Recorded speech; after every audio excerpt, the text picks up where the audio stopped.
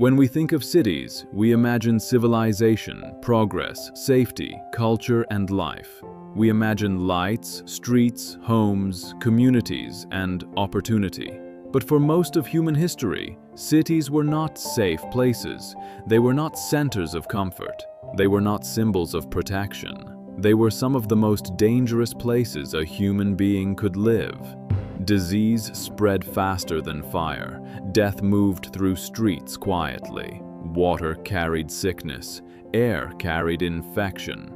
Crowded homes turned into traps, and survival was never guaranteed. Cities were not just places where people lived. They were places where people died in massive numbers, often silently, often forgotten. This is the story of the world's deadliest cities in history, not as legends, not as statistics, but as human spaces where ordinary people tried to live normal lives in places that were slowly killing them. For most of history, cities were built without understanding hygiene, bacteria, sanitation, or disease transmission. People didn't know what germs were. They didn't know how illness spread. They didn't know why children died suddenly, why fevers wiped out families, or why entire neighborhoods collapsed into sickness. What they did know was that death was common and survival was uncertain. In ancient cities, waste flowed through the streets. Human waste, animal waste, rotting food, dead animals, everything mixed together in open spaces. Rain didn't clean cities, it spread contamination. Wells were poisoned by sewage. Rivers became carriers of disease. Drinking water became a gamble. And in crowded spaces, illness didn't just appear, it multiplied. In many ancient civilizations, cities were built dense and tight. Narrow streets, packed housing, poor ventilation, shared water sources, shared food markets, shared living spaces. When one person got sick, entire families followed. When one neighborhood caught disease, the city followed. Plagues didn't need armies. They didn't need wars. They didn't need weapons. All they needed was proximity. Some of the most powerful cities in history were also the deadliest. Not because of enemies, but because of environment. Massive populations created massive vulnerability. The bigger the city, the faster disease moved. The denser the population, the deadlier outbreaks became. In medieval cities, life expectancy was brutally low, not because people were weak, but because survival systems didn't exist. No sanitation systems, no clean water infrastructure, no medical understanding, no organized healthcare.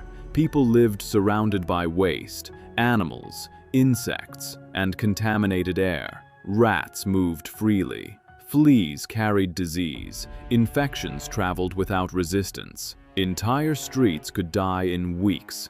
In some cities, plagues returned again and again. Not once, not twice, but repeatedly across generations. People didn't flee cities permanently because cities were also survival centers. They offered food, trade, protection, work, and community. Even when they were deadly, they were still necessary. In ancient capitals, rivers that brought wealth also brought death.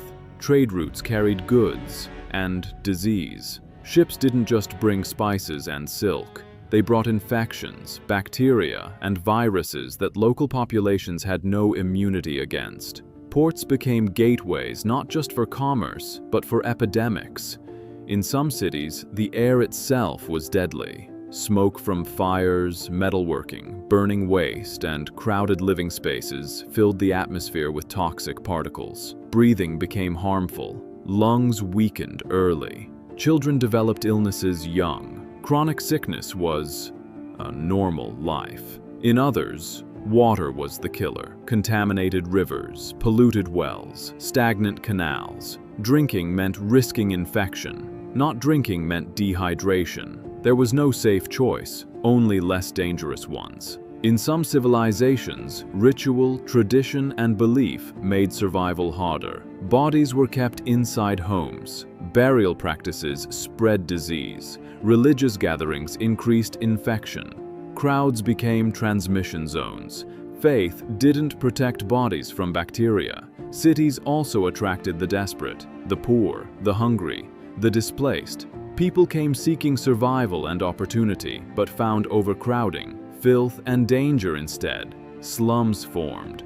Disease concentrated. Mortality rose. Poverty and illness became connected. Children suffered the most. Infant mortality was extreme. Many didn't survive their first years of life. Families expected loss.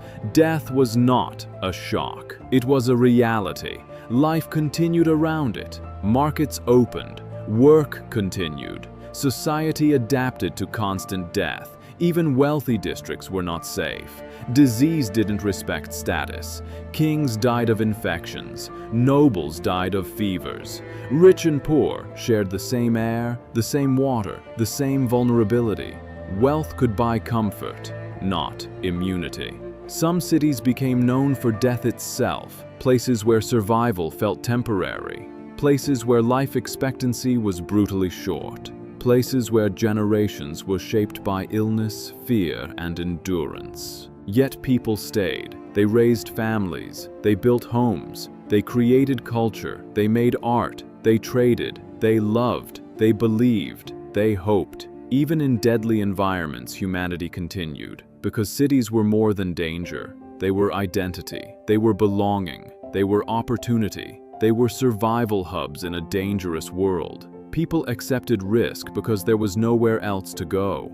Over time, knowledge slowly changed everything. Sanitation systems, clean water, medical science, infrastructure, understanding bacteria, understanding disease transmission, urban design, healthcare systems. These didn't appear quickly. They took centuries. Millions died before cities became safer. Modern cities feel safe not because cities are naturally safe, but because humanity learned how to make them survivable. The deadliest cities in history were not evil places. They were human experiments in living together without knowledge, without science, without systems, without understanding. They were dangerous not because people were cruel, but because people didn't yet know how to protect themselves. When we look at ancient cities, medieval capitals, and forgotten urban worlds, we often see ruins, monuments, and history.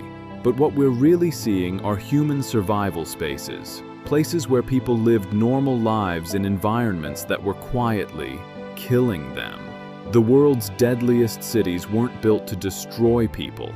They were built by people who didn't yet understand how life truly works. And maybe that's the real story. Not that cities were deadly, but that humanity survived them anyway. Generation after generation, family after family, life continued. Because human history isn't a story of safety, it's a story of adaptation, learning, endurance, survival, change.